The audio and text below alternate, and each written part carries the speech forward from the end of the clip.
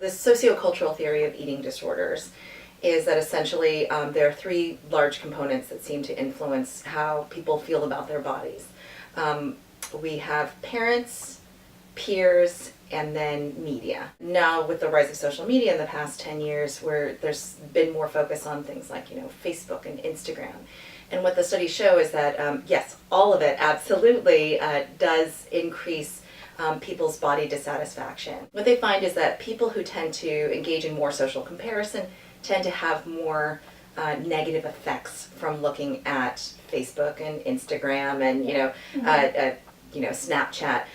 Basically, whenever you see idealized images, you look at that and then you say, "Oh, well, I don't look at all like that," or "My life isn't at all like that," and then you feel worse about yourself in comparison. So it seems to affect not everyone equally, but particularly the people who engage in more social comparison naturally worse. Yeah. So because all the messages seem to be about appearance, and thinness, and some growing sense of like muscularity is important for women now, but even then it's still about appearance, right? Yeah. It's still about appearance. Even though it's not the only factor, I think it is a huge factor in driving people to feel bad about themselves. So there are these websites that, you can go on Instagram and you can go on, Tumblr and Pinterest and just kind of hashtag Thinspo or Fitspo, so Thinspiration or, Fitspiration. But then there's a ton of other hashtags, so there's like pro anorexia and so it's pro Anna. We absolutely see these communities sort of developing to encourage, how do you get thinner? And I think some of them kind of have the veil of like, oh no, we're the Fitspo stuff is like, oh no, we're just trying to get people to exercise more. This could be a healthy activity.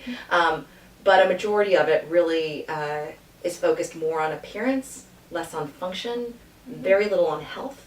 So I'm very big on this idea of these behaviors like dieting, like exercise, that can be considered a health behavior, but could also be considered, a damaging, sort of unhealthy behavior in the eating disorder or the muscle dysmorphia communities. That a lot of how do we delineate those things is that if we focus more on appearance, okay, like the appearance of your body, then that tends to lead us to more of the eating disorders and the muscle dysmorphia, the unhealthy psychological consequences, versus the health of your body or the function of your body, like having more stamina and energy and those sorts of things.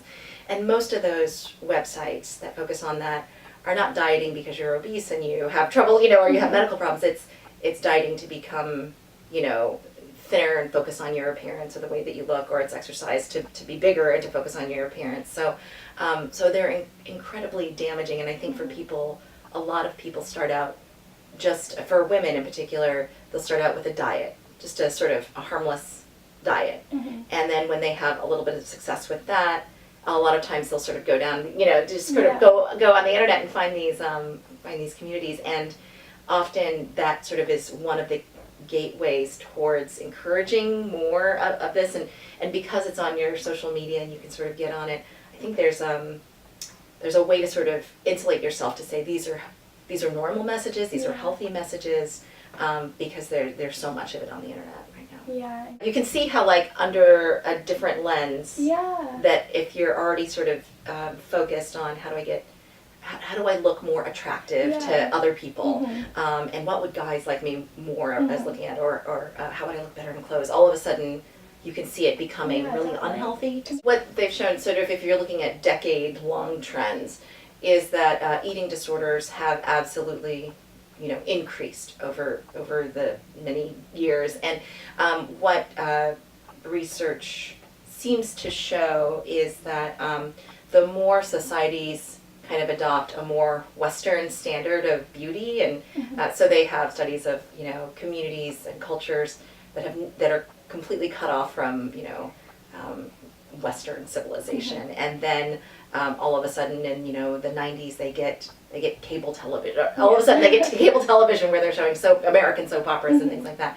And all of a sudden they'll start seeing eating disorders rise in those communities when they sort of get these, when they start to internalize these Western standards of beauty. And so And what we've seen within the United States is those standards of beauty becoming thinner and thinner and thinner. And so when there's been a lot of research looking at media images of idealized women and men over the past several decades, women are getting thinner and thinner and thinner, idealized women. And so Miss America pageant contestant winners, Miss America's every year have lost on average like 0.37 pounds every year, just becoming thinner. You know what I mean? Becoming thinner and thinner and thinner, like the idealized woman. Yeah.